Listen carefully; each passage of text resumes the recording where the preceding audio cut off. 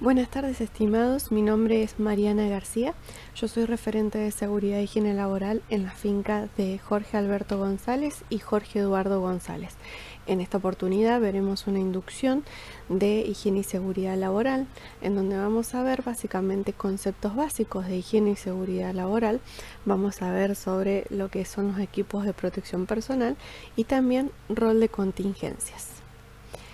El objetivo de esta presentación es reducir la siniestralidad a través de la prevención de los riesgos derivados del trabajo.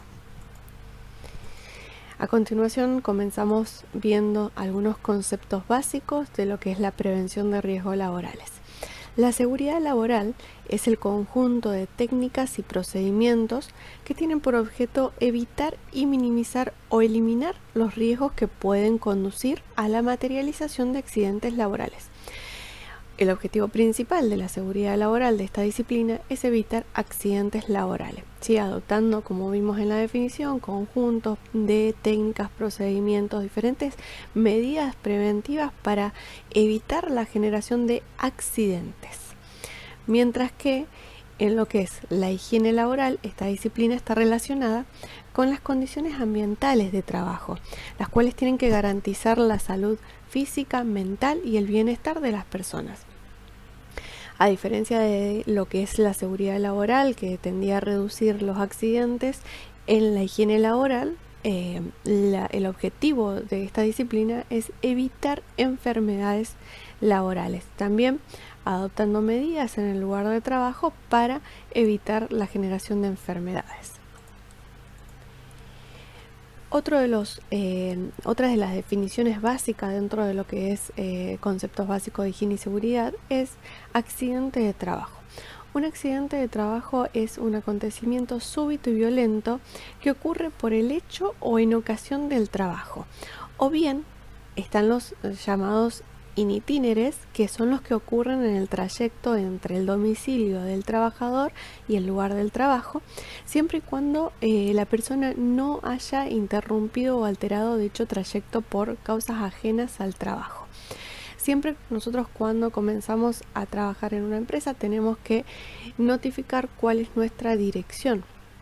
Y en el caso que llevemos ya trabajando mucho tiempo en la empresa y hacemos un cambio de domicilio, tenemos que notificarlo para poder estar cubierto en el caso de que ocurra un accidente de este tipo in itinere. La enfermedad profesional, a diferencia del accidente que ocurría de forma súbita y violenta, en el caso de la enfermedad se da de forma paulatina. Son enfermedades que se generan como resultado directo del trabajo que realiza una persona. Aquellas también que se encuentran incluidas en el listado que elabora y actualiza anualmente el Poder Ejecutivo y que dependen del tipo de riesgo, agente contaminante y tarea que realiza el trabajador.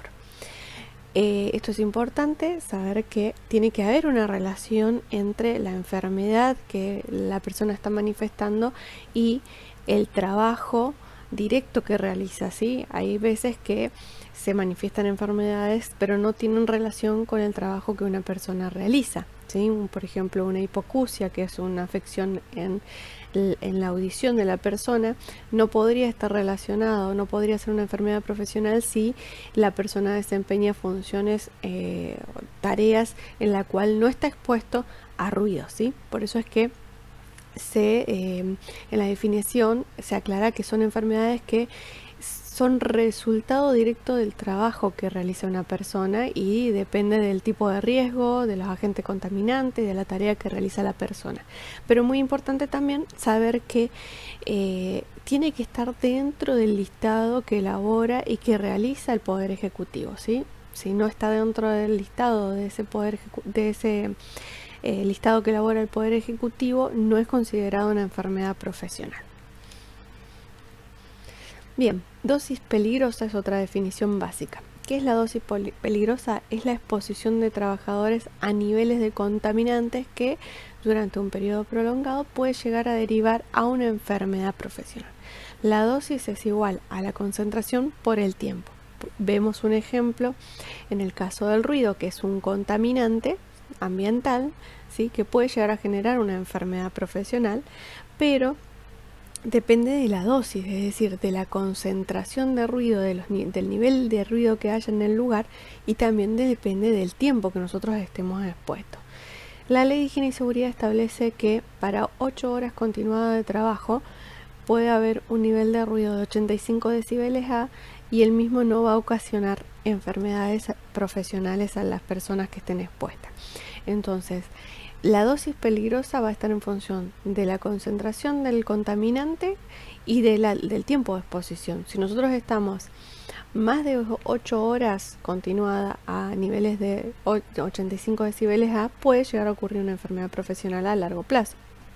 O si, por ejemplo, estamos expuestos a 100 decibeles en un periodo de tiempo de 2 horas, por ejemplo, puede llegar a generar una enfermedad profesional. Entonces, en base al nivel de ruido que haya en el ambiente, nosotros debemos tomar las medidas preventivas para evitar que existan enfermedades profesionales, ¿sí?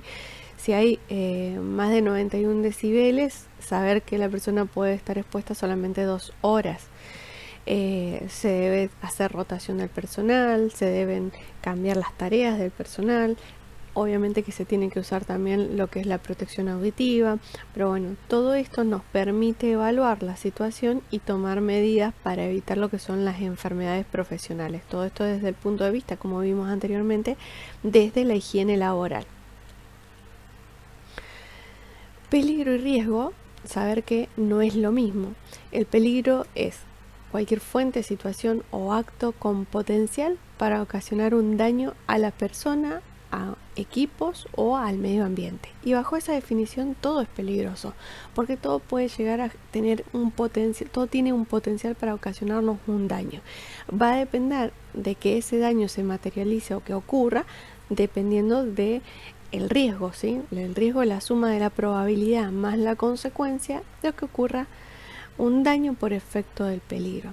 Y esto yo se los grafico con algunos ejemplos.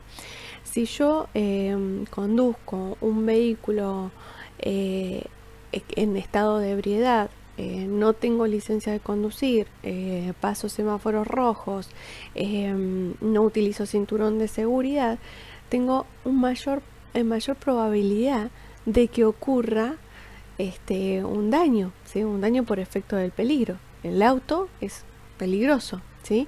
Ahora, es riesgosa esa situación y hay más probabilidad de que ocurra el accidente debido a las características que le estoy mencionando, ¿sí? Hay un alto riesgo de que ocurra ese daño, ese accidente por efecto del peligro, que es el peligro, por ejemplo, el auto, ¿sí?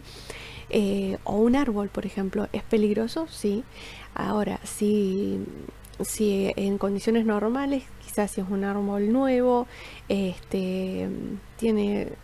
firme, no corre viento, hay una probabilidad muy baja de que ocurra un accidente por efecto de ese peligro, por el árbol en sí. Ahora, si yo estoy situado debajo de un árbol que tiene muchos años, que tiene ramas secas y corre mucho viento, hay mayor probabilidad de que ocurra un accidente, un daño por efecto del peligro. Entonces, saber que peligro y riesgo no es lo mismo va a depender de la probabilidad y de las consecuencias de las situaciones que estén a nuestro alrededor, de los actos y las condiciones que puedan presentarse a nuestro alrededor, que va a aumentar la probabilidad de ocurrencia de ese daño.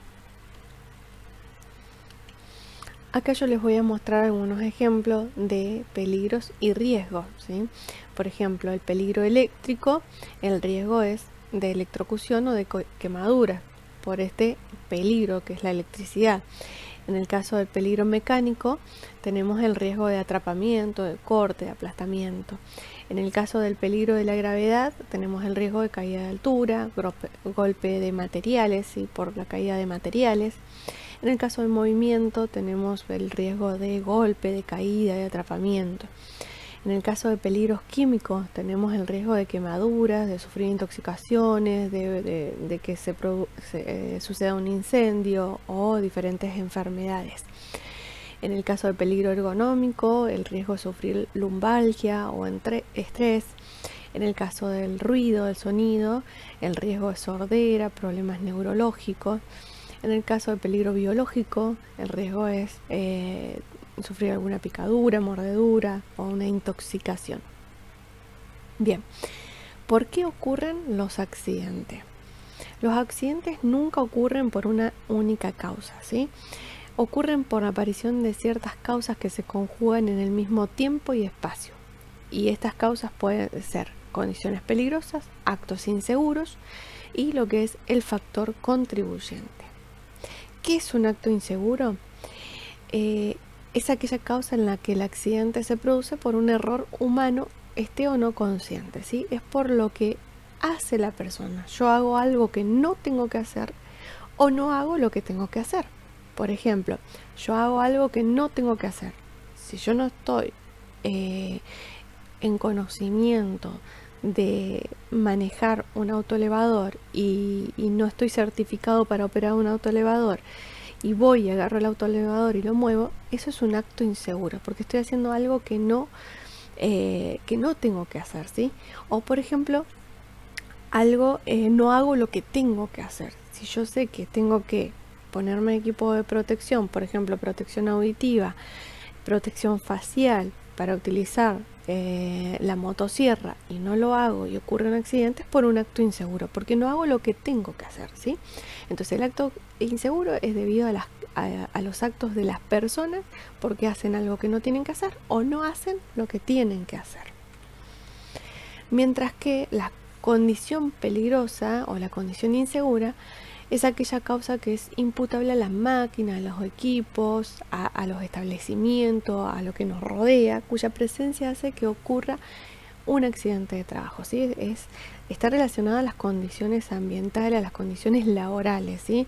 Que pueden ser instalaciones defectuosas, maquinarias defectuosas, ¿sí? Por ejemplo, deficiente iluminación, excesivo nivel de ruido, instalación eléctrica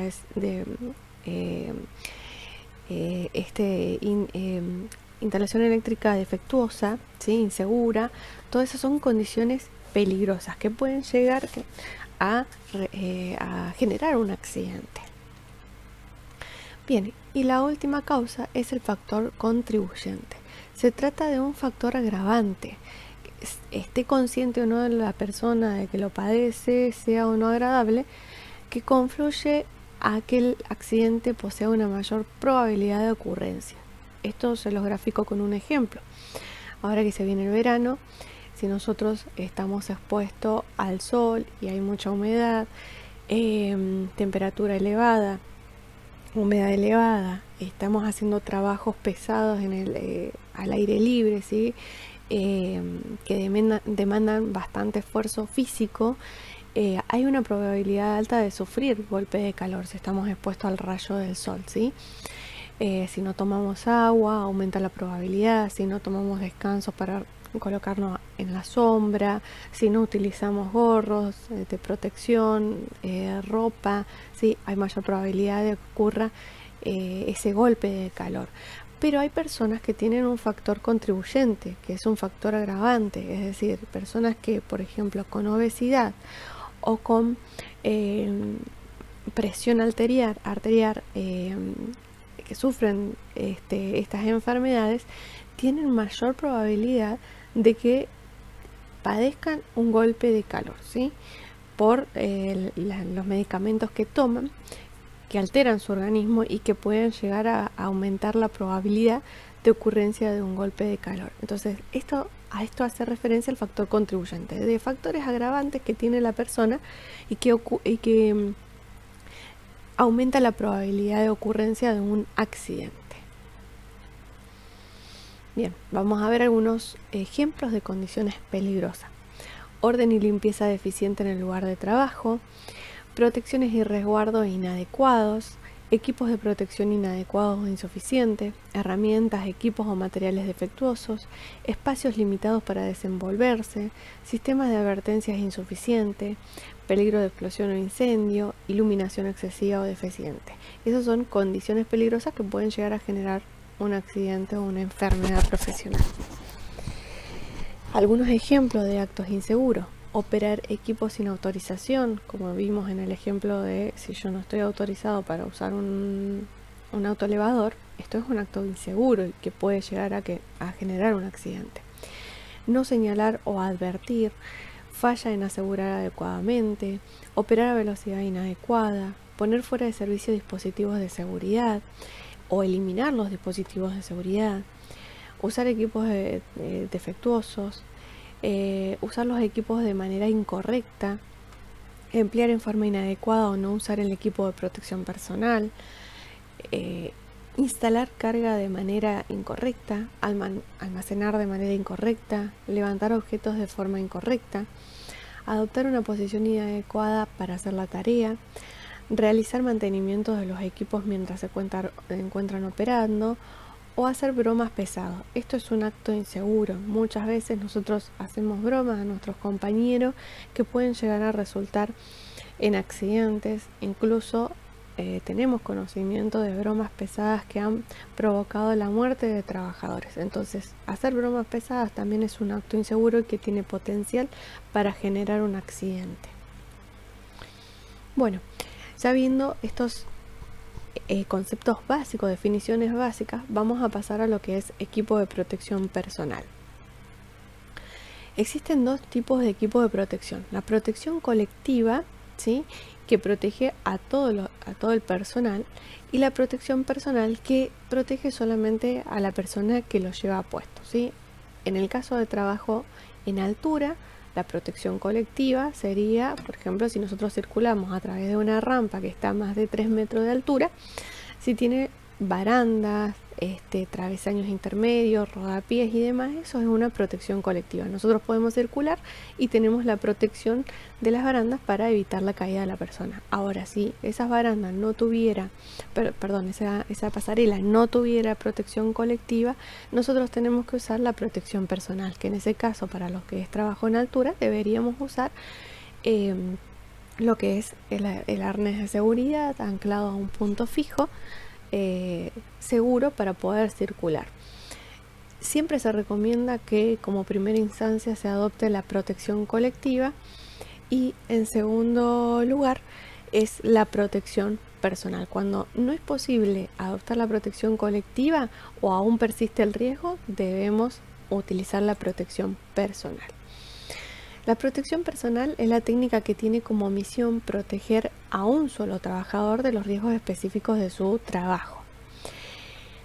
¿Cuáles son los objetivos? Desde el punto de vista de la seguridad, como vimos al principio de la seguridad laboral, el objetivo es prevenir o reducir los accidentes de trabajo, y desde el punto de vista de la higiene es evitar la generación de enfermedades profesionales.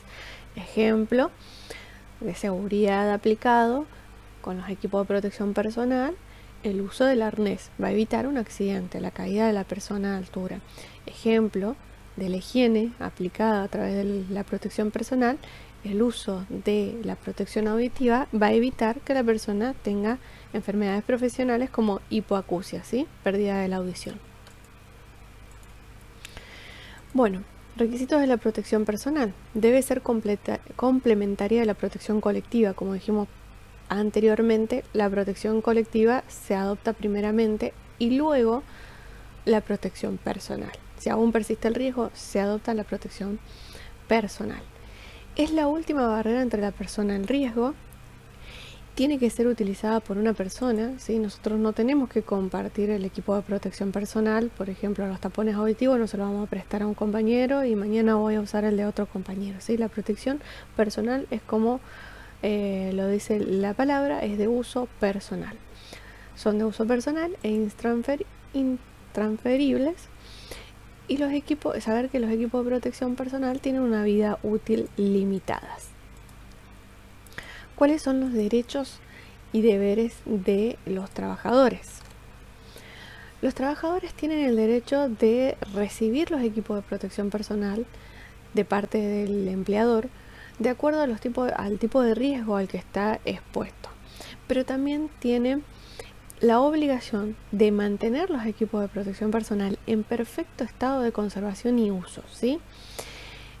Yo tengo el derecho de recibir los EPP, pero tengo la obligación de usarlos correctamente y de conservar su uso, ¿sí? Nosotros no podemos recibir hoy unos lentes de seguridad y mañana perderlos o romperlos, ¿sí? Se puede hacer el recambio pero cuando realmente el equipo de protección personal ya no sirve, ¿sí? Con el tiempo los lentes se rayan, se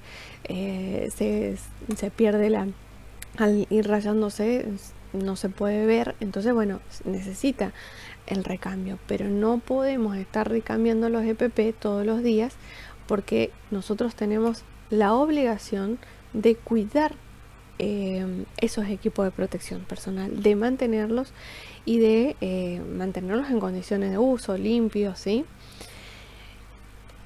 Y algo muy importante también es que el personal tiene la obligación de utilizarlos y de utilizarlos correctamente. Yo siempre le comento que en una obra me encontré, uno se encuentra con muchas cosas, pero también me había encontrado con una persona que estaba usando el casco sin el arnés, que es lo que reduce el impacto en caso de caída de un material sobre su cabeza si tiene el casco, ¿sí? Entonces, no podemos usar los EPP de forma incorrecta, tenemos que usarlos y usarlos correctamente. No podemos sacarle parte de su estructura porque nos molesta o porque hace calor, ¿sí? Tenemos que usarlo y usarlo correctamente. Bien, algunos ejemplos de reconocer cómo se utilizan y en qué situación. Cuando existe caída de elementos de cierta altura o por movimiento de materiales que puedan impactar sobre la cabeza, hay que usar casco.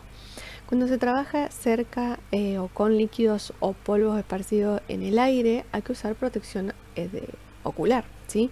Anteojos de seguridad, antiparras, depende del material que nosotros utilicemos, vamos a usar lentes de seguridad o antiparras. Por ejemplo, si en el caso de la fumigación nosotros tenemos que utilizar antiparras o bien una máscara completa. Si usamos semimáscara vamos a utilizar antiparras, y si usamos una máscara completa, bueno, ya nos protege también la vista porque son líquidos en realidad se esparcen en todo el ambiente, entonces tenemos que tener la protección no solamente de las vías respiratorias, sino que también de los ojos.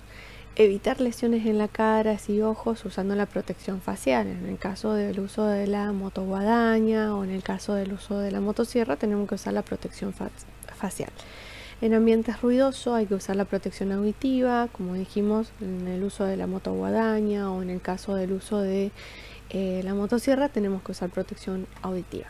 Cuando trabajos se desarrollen a más de 1,50 m de altura del nivel del piso, hay que usar arnés de seguridad. Tenemos que utilizar también el calzado adecuado, ¿sí? Zapatillas o botines de seguridad. En algunos casos es necesario botas de gomas o botas largas, por ejemplo para los soldadores sin cordones. Si existe también riesgo físico, biológico o químico para las manos, tenemos que usar guantes, dependiendo del material que utilicemos o la tarea que estemos desarrollando y el riesgo al que estemos expuestos, vamos a usar uno u otro, ¿sí? Por ejemplo, para mover ramas secas y demás que hemos estado podando ramas, tenemos que usar los guantes de baqueta. Si vamos a manipular productos químicos, tenemos que usar los guantes de nitrilo, ¿sí? Va a depender entonces de la tarea que realicemos y de los agentes de riesgo a los que nosotros estemos expuestos. Para trabajos de corte y soldadura tenemos que usar la protección respiratoria, los barbijos N95 para humos metálicos, la ropa protectora, máscara de soldar, guantes, polaina, delantal de cuero. Cuando existen contaminantes físicos, químicos o biológicos en el ambiente o concentración de oxígeno deficiente, tenemos que usar la protección respiratoria dependiendo del contaminante y del riesgo, ¿sí? Por ejemplo, como dije anteriormente, podemos usar la máscara completa con la protección respiratoria y vamos a estar protegidos tanto la parte visual como también la parte respiratoria, ¿sí? Además de lo que es el traje para efectuar lo que es la tarea de cura, ¿sí? Pero va a depender, los filtros, va a depender del agente de riesgo que estemos expuestos. No es lo mismo estar expuesto al polvo de sílice, en donde vamos a necesitar filtros físicos, ¿sí? Barbijos o semimáscara, pero con filtros físicos, que estar expuesto a vapores químicos, ¿sí? Entonces en ese caso tenemos que usar los filtros químicos. Todo esto igualmente ya está analizado por puesto de trabajo, los riesgos a los que están expuestos y los equipos de protección personal que tiene que usar cada persona según su puesto de trabajo y riesgos a los que están expuestos.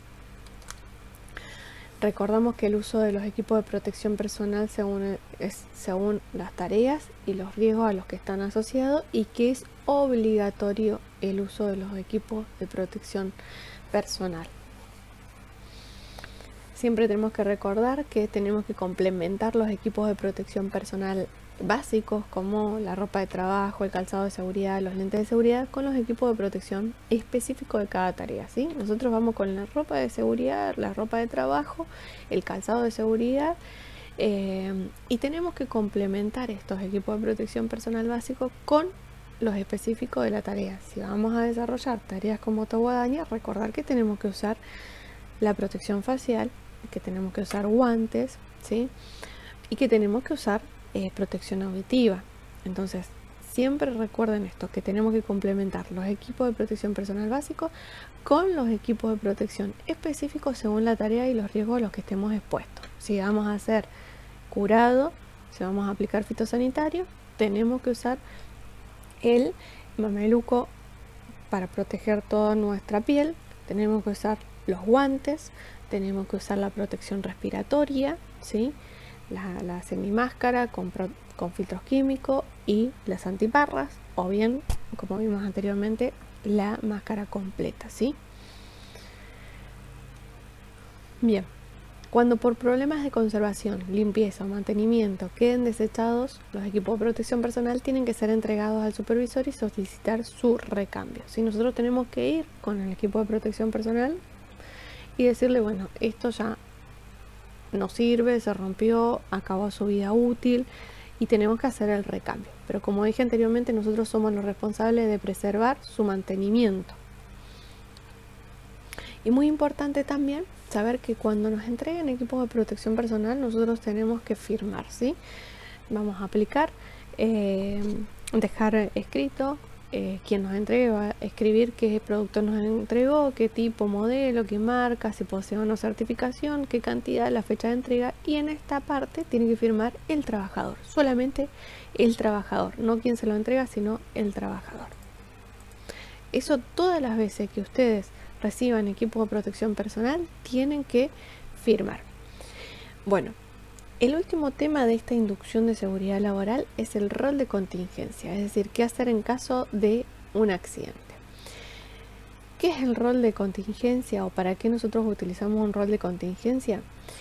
El rol de contingencia define el curso de acción en respuesta de la materialización de los riesgos, es decir, ocurre un evento, un accidente, este rol de contingencia define qué hacer. ¿Sí? Son las acciones para mitigar los riesgos, es decir, para detener el efecto o la consecuencia de lo que ocurrió, de ese accidente. Conocer el rol de llamada hacia el punto de reunión de cada nuevo sector que visite. Nosotros tenemos que saber dónde está el punto de reunión, es decir, el lugar donde es el lugar seguro definido para concentrarnos en caso de que ocurra un incendio, un accidente, ¿sí? Es el lugar seguro donde nos reunimos, es el punto de encuentro. Bien, vamos a ver lo que es el rol de contingencia en caso de accidente de trabajo, es decir, qué tenemos que hacer en caso de que ocurra un accidente de trabajo. Como observador inicial, si yo observo a un trabajador que se accidentó, tengo que dar aviso al superior inmediato, ¿sí? A Jorge Alberto González tenemos que dar aviso, que es él el responsable de activación del protocolo. Yo creo que todos tienen el número de teléfono de él, entonces si yo veo a alguna persona que se accidentó, de forma inmediata tenemos que dar aviso a Jorge Alberto González, ¿sí? El responsable de activación del protocolo va a evaluar el riesgo, si es bajo riesgo o si es alto riesgo, es decir, nosotros también tenemos que ver si es algo que, por ejemplo, tuvo una caída al mismo nivel, se raspó la pierna, si puede ser por ejemplo, si puede ser atendido como primer auxilio, que ocurre en muchos casos que el accidente solamente es atendido como primer auxilio. Si nosotros contamos con botiquines de primer auxilio, podemos hacer una desinfección en el lugar, limpieza y ocurre y queda como un primer auxilio. También puede ser de bajo riesgo, es decir, la persona tuvo una herida cortante que tiene que ser atendida, o se clavó, por ejemplo, un clavo en el pie que puede estar oxidado y la misma no tiene la vacuna antitetánica. Bueno, es algo de bajo riesgo, ¿sí? Damos aviso a provincia para denunciar el accidente y ser atendido por la RT. Pero también tenemos que considerar si es un alto riesgo, ¿sí? Por ejemplo, se cae una persona que está trabajando en altura, que no está trabajando con equipo de protección individual, por ejemplo con arnés, o está trabajando con arnés pero falla el sistema de protección y cae desde altura, saber que esto es un alto riesgo, que nosotros no podemos tocar a la persona que se ha caído de altura y que tenemos que llamar de forma inmediata a emergencias médicas, ¿sí? Ellos son los que tienen que hacer el traslado. Nosotros no podemos tocar a una persona que se haya caído de altura, ¿sí? Entonces, evaluar esta situación, si es de bajo riesgo y si es de alto riesgo. Tenemos que llamar a emergencias, que es el número 107, bomberos, en el caso de que, por ejemplo, hay un incendio, 100, y policía 101, ¿sí? Hay veces que es de alto riesgo, sufre una herida cortante en la cual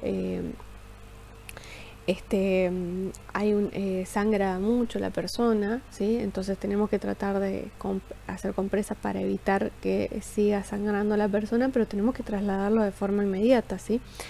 Entonces tenemos que evaluar eso, si es de bajo riesgo o de alto riesgo, para llamar y que vengan a ser auxiliados o trasladarlo de forma inmediata, ¿sí? En este caso, si tenemos que trasladarlo de forma inmediata, el hospital más cercano es el de Cinco Saltos, ¿sí?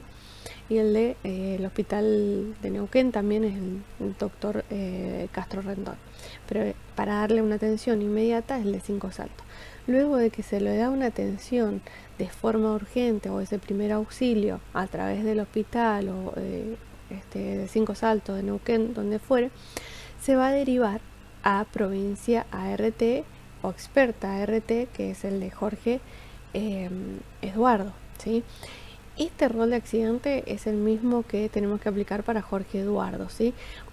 Sin embargo, de igualmente el número al que nosotros tenemos que dar aviso en el caso que ocurra para personal de Jorge Eduardo González, tenemos que dar aviso a Jorge Alberto González, que es el que está en el lugar y que nos puede activar de forma rápida el protocolo de actuación, ¿sí? Llamando a RT provincia, a RT experta en el caso de los trabajadores de Jorge Eduardo González, o haciendo el traslado o llamando también a las emergencias médicas. Entonces, sea de un trabajador, sea de un empleador o de otro, de Jorge Eduardo o Jorge Alberto, tenemos que dar aviso de forma inmediata a Jorge Alberto, ¿sí? Si nosotros vemos un accidente, llamar a Jorge Alberto para avisar de el evento ocurrido, y luego se va a llamar a la RT pertinente para hacer la denuncia y darle el tratamiento al trabajador. En el caso de que ocurra un incendio, nosotros tenemos que saber que incendio no es lo mismo que fuego, ¿sí? O foco de incendio. El fuego, el foco de incendio, es algo que yo puedo controlar, ¿sí? Se prende fuego un tacho de basura, si yo tengo los extintores y me siento capacitado, estoy capacitado y me siento capaz de extinguir ese fuego, voy a usar el extintor, extingo el fuego y listo, ¿sí? Entonces nosotros tenemos que saber que un incendio es algo desproporcionado, es algo grave, es algo grande, que nosotros no vamos a poder extinguirlo usando los extintores, que tenemos que llamar a bomberos, ¿sí? Hacer esa diferenciación, observar, evaluar la situación, si es un foco de incendio o si es un incendio grave. Si es un foco de incendio, tenemos que contener el fuego con el uso de los extintores, y una vez controlada la situación, damos aviso a Jorge Alberto González. Lo mismo para los trabajadores de Jorge Eduardo González, ¿sí? Una vez controlada la situación, damos aviso a Jorge Alberto González, que es quien se encuentra presente en el lugar. En el caso de que sea un incendio grave, nosotros tenemos que dirigirnos a un lugar seguro, que es el punto de encuentro que dijimos, ¿sí? El punto de encuentro es el lugar seguro. Y primero vamos a llamar a bomberos, ¿sí? Al número 100. Y luego comunicamos a Jorge Alberto González. ¿Por qué? Porque debido a la urgencia, nosotros tenemos que notificar primeramente a bomberos, dar aviso del lugar donde estamos para que vengan a extinguir ese incendio. Y dar aviso, obviamente, de forma inmediata, luego a Jorge Alberto González. O sea, hay más de una persona en el lugar seguro, uno llama a bomberos y el otro va llamando a Jorge Alberto González, ¿sí? En este caso, como pueden ver, a diferencia de un accidente de trabajo, lo primero que se hace es dirigirse a un lugar seguro o actuar en caso de tratar de contener el foco de incendio, llamar a bomberos y demás, y luego a Jorge Alberto González, ¿sí? Es tratar de contener la situación. Como dije recién, el rol de incendio es el mismo para los trabajadores de Jorge Eduardo González. Observamos la situación, si es un foco de incendio, lo contenemos con extintores. Si es un incendio grave, nos vamos a un lugar seguro, llamamos a bombero y luego damos aviso a Jorge Alberto González. En el caso de un foco de incendio, se prende fuego un tacho de basura, lo contenemos, controlamos la situación. De igual manera tenemos que llamar y avisarle a Jorge Alberto González. ¿Por qué? Porque ese extintor ya fue usado, ¿sí? Entonces se tiene que hacer el recambio, la recarga de ese extintor. Y además tenemos que avisar no solamente para acondicionar el extintor, sino que también para investigar cuál es la causa de ese foco de incendio, porque puede llegar a volver a ocurrir en otra ocasión y provocar un incendio grave, ¿sí? Bueno, eso sería lo que es la inducción de seguridad e higiene para la empresa Jorge Alberto González y Jorge Eduardo González, ¿sí? Vimos conceptos básicos, también lo que es el equipo de protección personal y cómo usarlo, y también lo que es el rol de contingencia, qué hacer en caso de accidente o qué hacer en caso de incendio. Desde ya muchas gracias, seguramente se le va a pasar un link para responder a una evaluación muy corta, muy concreta, y no olvidarse de firmar la planilla o el registro de capacitación. Muchísimas gracias por su atención.